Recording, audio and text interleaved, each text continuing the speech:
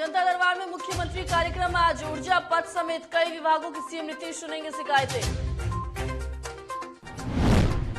उपचुनाव को लेकर कांग्रेस का प्रचार अभियान शुरू। कांग्रेस विधानमंडल दल के नेता अजीत शर्मा आज पहुंचेंगे तारापुर।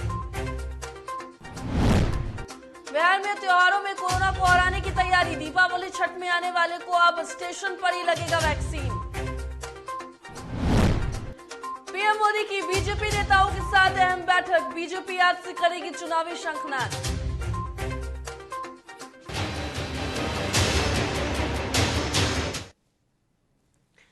नमस्कार, डीटीवी भारत में आपका स्वागत है। मैं हूं पूजा वर्मा। बुलेटिन की शुरुआत करेंगे इस वक्त की बड़ी खबर से। बड़ी खबर इस वक्त की सामने आ रही है, जहां त्योहारों में कोरोना को हराने की तैयारी शुरू की गई है। तो बड़ी खबर इस वक्त की आपको बता रहे हैं, जहां त्योहारों में कोरोना को हराने की तैयारी है और अब स्टेशन पर यात्रियों का वैक्सीनेशन होगा। तो बड़ी खबर इस वक्त की, जहां दीपावली छठ में आने वालों को लगेगी वैक्सीन और यात्रियों को दिखाना होगा वैक्सीन सर्टिफिकेट। तो बड़ी खबर इस वक्त की आपको बता रहे हैं, जहां बिहार में या अकेले देश भर में त्योहारों का सीजन जो है वो शुरू हो गया है। ऐसे में जो लोग बिहार आ रहे हैं उसको लेकर के तैयारियां जो है वो शुरू की गई है और यात्रियों को वैक्सीनेशन सर्टिफिकेट जो है वो दिखानी होगी। और ये भी सुविधा की गई है कि रेलवे स्टेशन पर ही लोगों को वैक्सीनेशन जो है वो लगाया जाएगा। दीपावली छठ को लेकर सरकार की तरफ से हम कह सकते हैं ये बड़ी तैयारियां जो है वो की जा रही है।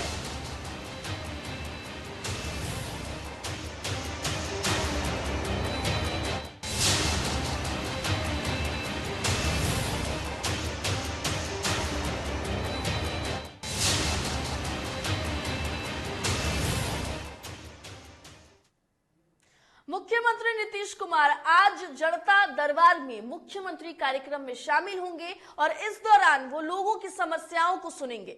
मुख्यमंत्री ऊर्जा विभाग, जल संसाधन विभाग, पथ निर्माण विभाग, ग्रामीण विकास विभाग और PHED सहित कई विभागों की शिकायतें सुनेंगे। इस दौरान संबंधित विभागों के मंत्री और अधिकारी भी मौजूद रहेंगे। जनता दरबार 11 बजे से शुरू होगा और जनता दरबार में पूरे बिहार से बड़ी संख्या में लोग हर बार पहुंच रहे हैं।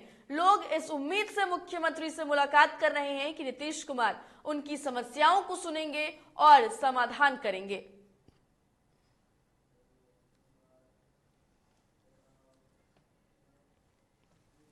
बिहार की तारापुर विधानसभा सीट के लिए होने वाले उपचुनाव में जेडीयू के लिए एक बड़ी राहत है। बीजेपी के नेता और मंत्री सम्राट चौधरी के भाई और तारापुर से 7 बार विधायक शकुनी चौधरी के बेटे इंजीनियर रोहित चौधरी मंगलवार को जेडीयू का दामन थाम लेंगे। खबर यह भी आ रही थी कि शकुनी चौधरी अपने बेटे को टिकट नहीं मिलने की वजह से नाराज चल रहे थे, जिसकी नाराजगी जेडीयू के लिए भारी पड़ सकती थी। लेकिन सूत्रों की माने तो जेडीयू का शीर्ष नेतृत्व ने शकुनी चौधरी की नाराजगी दूर कर मना लिया है और उनके रजामंदी के बाद उनके बेटे रोहित जेडीयू में शामिल हो रहे हैं।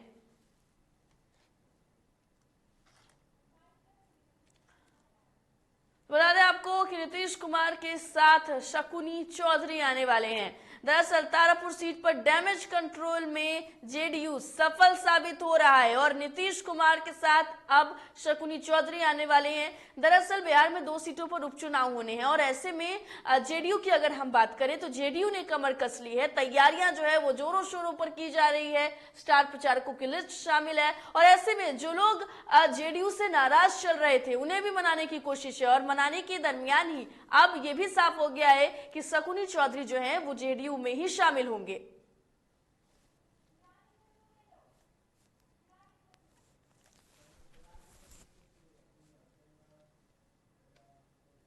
कल देर शाम चिराग पासवान पटना लौटे, जहां उन्होंने आपको बता दें कि उपचुनाव को लेकर बड़ा बयान दिया। उन्होंने कहा कि सीएम नीतीश कुमार को इस उपचुनाव में हार का सामना करना पड़ेगा।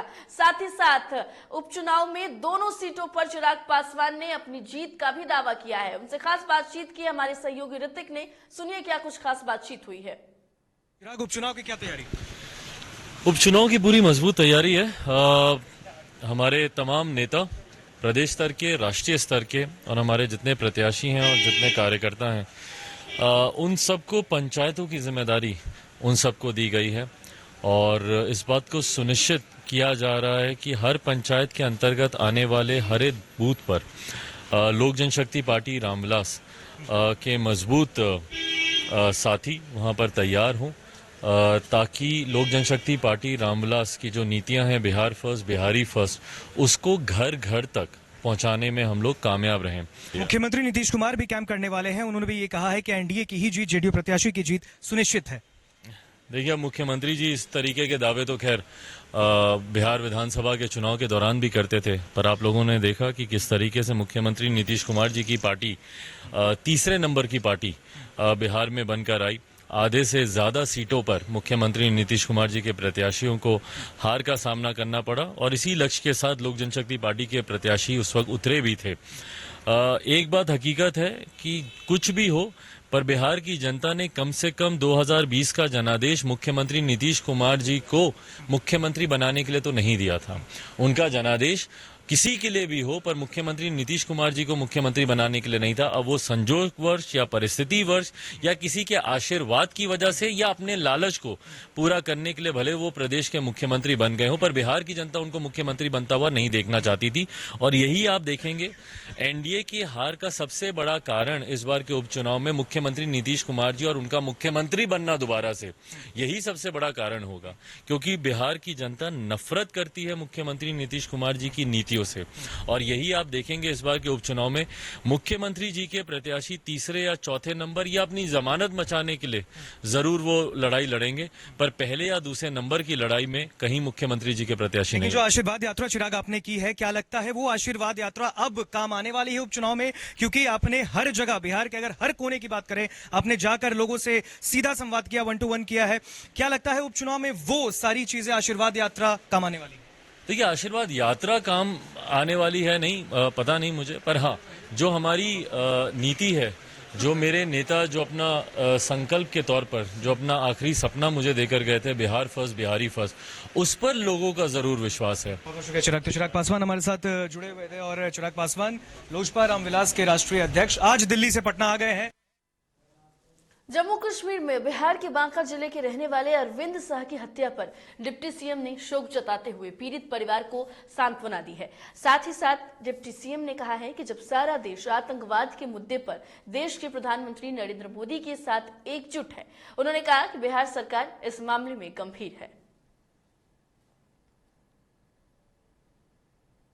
के श्रीनगर में अपने बिहार के अरविंद कुमार शाह जो बांका जिला के निवासी हैं, पाक समर्थित आतंकवादियों ने उनकी नृशंस हत्या की है।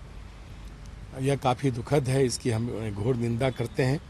माननीय मुख्यमंत्री जी ने मुख्यमंत्री राहत कोष से उनके परिजनों को 2 लाख रुपया अनुकंपा राशि देने की घोषणा की है और उन्हें अन्य भी सुविधाएं दी जाएगी।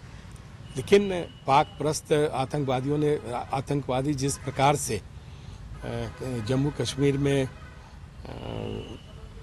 समाज के कमजोर वर्गों को लक्ष्य लेकर उनकी हत्या कर रहे हैं, इसकी निंदा होनी चाहिए। लेकिन दुर्भाग्य है कि देश के हमारा जो विपक्षी दल है, इस आतंकी हमले पर एक शब्द भी बोलना उचित नहीं समझते हैं।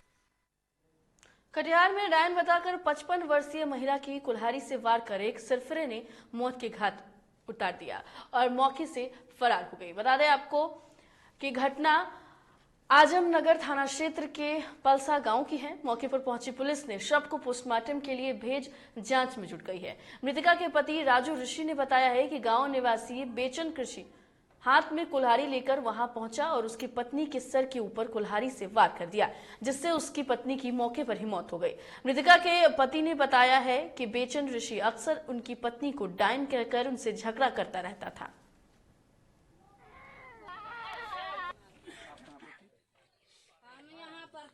मैं सलमारी यूपी अध्यक्ष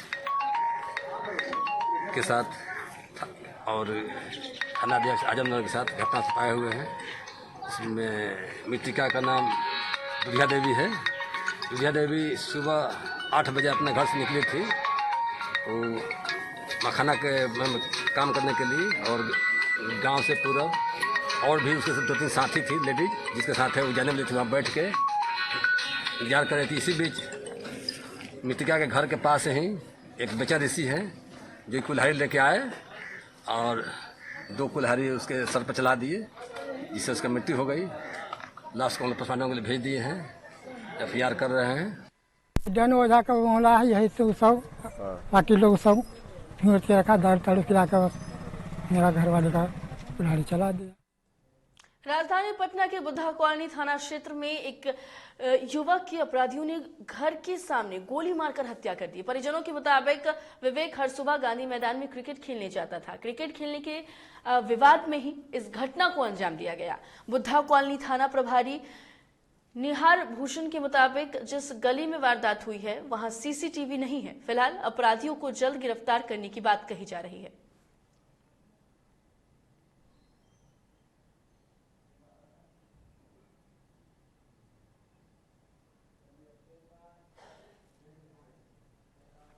बेतिया के लोरिया प्रखंड के मठिया गांव में CSP संचालक पर गबन का आरोप लगाया गया है और इस पर लोरिया थाने में संचालक प्राथमिकी भी दर्ज की गई है। फिर भी इनके खिलाफ कोई कार्रवाई नहीं की गई है, जिसके विरोध में ग्रामीणों ने प्रदर्शन करते हुए कहा है कि यदि 1 महीने के अंदर हम लोगों के पैसे वापस नहीं हुए तो सभी खाताधारक सेंट्रल बैंक के समक्ष आंदोलन करेंगे।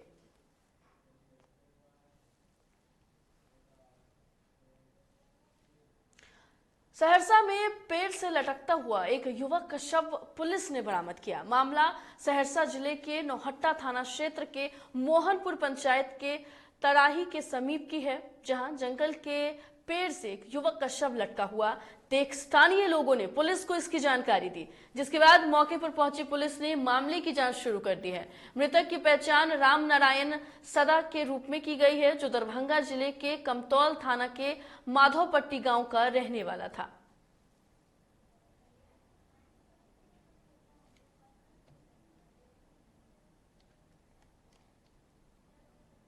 तो यह जांच का विषय है। जांच के पश्चात अग्रिम कार्रवाई की जाएगी और कहां तक मामला ये है, अभी तो तत्काल इसको पोस्टमार्टम कराया जाएगा। प्रथम दृष्टया तो लग रहा है कि इसको हत्या कर लटकाया गया। औरंगाबाद में एक महिला की गर्दन कटी शव मिलने से इलाके में सनसनी फैल गई। घटना कुटुंबा थाना क्षेत्र के सूही मोड़ के समीप की है। अहले सुबह सूही मोड़ के समीप एक महिला की गर्दन कटी शव छत विक्षिप्त अवस्था में ग्रामीणों ने देखा तो इलाके में सनसनी फैल गई। घटना की सूचना मिलते ही मौके पर पहुंची पुलिस ने शव को अपने कब्जे में लेकर पोस्टमार्टम के लिए औरंगाबाद भेज दिया है और शव की शिनाख्त करने में जुट गई है।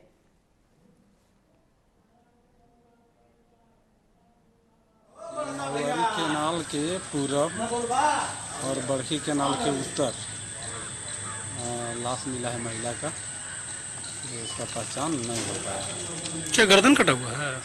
हाँ, हाफ गर्दन कटा हुआ है। मोतिहारी में सड़क दुर्घटना में 3 लोगों की मौत हो गई। मामला नेशनल हाईवे 28B पर मुफस्सिल थाना क्षेत्र के बनकट के समीप की है, जहां तेज रफ्तार पिकअप वैन के चालक ने संतुलन खो दिया और बीच सड़क पर ही 2 मोटरसाइकिल सवार और एक साइकिल सवार को रौंद डाला, जिसमें 3 लोगों की मौके पर ही मौत हो गई। घटना के बाद मौके पर DM और SP पहुंचे और शव को कब्जे में लेकर पोस्टमार्टम के लिए भेजा।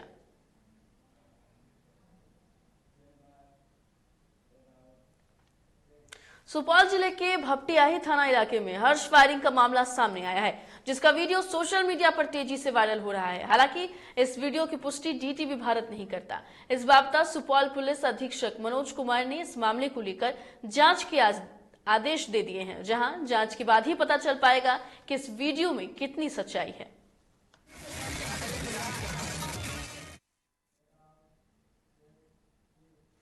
बिहार और उत्तर प्रदेश के सीमावर्ती क्षेत्र कुशीनगर में शराब के नशे में चूर पुलिसकर्मी ने जिलाधिकारी कार्यालय के बाहर कानून का मजाक उड़ाया। इस वीडियो में स्पष्ट रूप से आप देख सकते हैं कि वर्दी में डबल स्टार पुलिस पर्सनल की क्या स्थिति है। शराब के नशे में वह इतने चूर हो चुके हैं कि आसपास क्या हो रहा उसे खबर नहीं। वीडियो तेजी से सोशल मीडिया पर वायरल हो रहा है।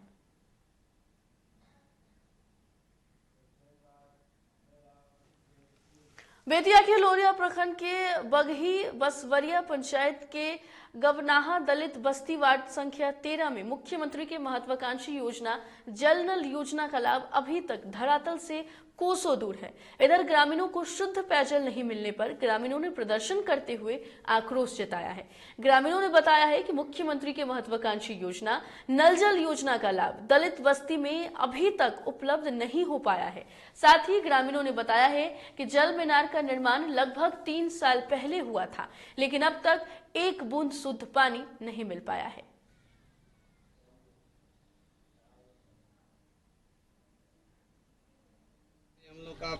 जब से बना हुआ है तब से पाँच रोज मिला है, उसके बाद नहीं मिला है। सब टूट फूट गया है।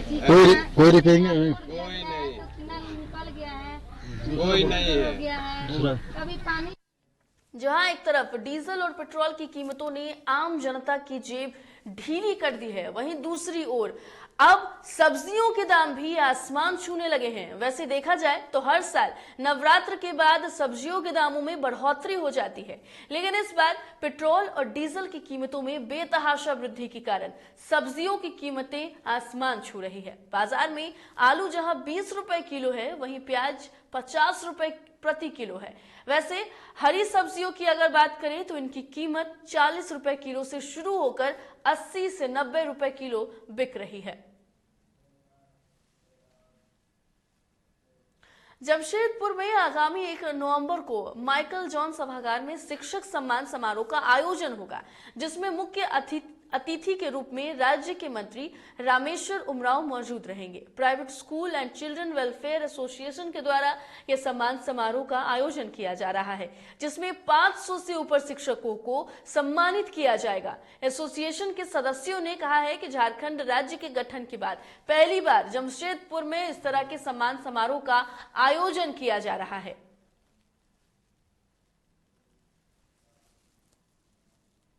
Jamshedpur Purbi Singhbhum private schools and children welfare association पासवा की एक बैठक हुई। बैठक में हमारे साथ लाल किशोर नाथ सहदेव जी, नीरज सहाय जी, सुभाष उपाध्याय जी, हुजैफा हुसैन जी और यहाँ के जिला अध्यक्ष रमन झा जी मौजूद थे। हम लोगों ने सामूहिक रूप से यह निर्णय लिया है 1 नवंबर को माइकल जॉन हॉल जमशेदपुर में शिक्षक सम्मान समारोह आयोजित करेंगे। 500 से अधिक। आगरा में प्रसव करवाने आई एक महिला से स्टाफ नर्स ने अवैध वसूली की। निःशुल्क सेवा के नाम पर पीड़िता से प्रसव करवाने के लिए 1500 रुपए लिए गए। प्रसव प्रक्रिया के पैसे लेने का पूरा वीडियो सोशल मीडिया पर अब वायरल हो रहा है। वायरल वीडियो सेया सामुदायिक स्वास्थ्य केंद्र का बताया जा रहा है। गर्भवती महिलाओं से लाभान्वित योजनाओं के नाम पर अवैध वसूली की जा रही है। जो गर्भवती महिलाएं होती हैं उनसे रिश्वत ली जाती है जी। उनसे किसी से 1000 रुपए, 2000 रुपए। जी आपने पूछा हो ना कि रुपए किस बात के लिए लिए जा रहे हैं? मैंने उनको पूछा, बोल रही थी जो दवाइयाँ लग रही हैं इधर से इसी चीज के लग रहे हैं पैसे। ये सरकारी हॉस्पिटल है वो तो। हाँ। राजस्थान के अलवर में डेंगू की वजह से स्थितियां बिगड़ती जा रही है। सेठ माखनलाल चैरिटेबल ब्लड बैंक में स्टाफ की कमी है। इस वजह से रिसेप्शन संभालने वाला और मरीजों के परिजनों की सुनने वाला कोई नहीं है। मरीजों के परिजनों ने आरोप लगाते हुए बताया है कि विगत 1.5 से 2 घंटे हो गए हैं, उनकी सुनने वाला कोई भी नहीं है। जहां एक तरफ स्थिति डेंगू की वजह से बिगड़ती जा रही है, वहीं जिसकी वजह से परिजन ब्लड बैंक का रास्ता देखने को मजबूर है। लेकिन ब्लड बैंक में स्टाफ की कमी से लोगों को काफी परेशानी हो रही है।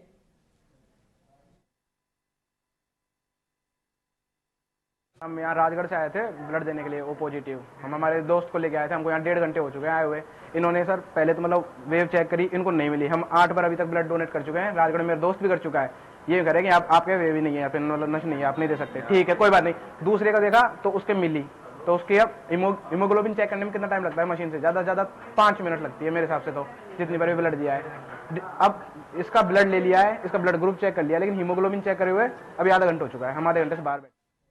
प्रधानमंत्री नरेंद्र मोदी आज एक विशेष बैठक करेंगे, जिसमें भाजपा का चुनावी आगाज माना जा रहा है। इस दौरान पीएम मोदी का टिप्स या यूं कहें कि निर्देशों के साथ ही भाजपा के चुनावी अभियान की शुरुआत करेंगे। साथ ही आने वाले दिनों में पार्टी की उच्च स्तरीय बैठक का एजेंडा भी तय हो जाएगा। इसके बाद अगले 19 दिनों तक अलग अलग स्तरों पर पार्टी और सरकार के अंदर बैठकों का दौर चलेगा और इनसे निकलने वाले मुद्दों पर अगले महीने 7 नवंबर को होने वाली भाजपा की राष्ट्रीय कार्यकारिणी की बैठक में मोहर लगाई जाएगी। आज दिन भर चलने वाली पार्टी के राष्ट्रीय पदाधिकारियों की बैठक में पीएम मोदी की मौजूदगी और जेपी नड्डा की अध्यक्षता में सेवा और समर्पण अभियान की रिपोर्ट पर भी चर्चा की जाएगी।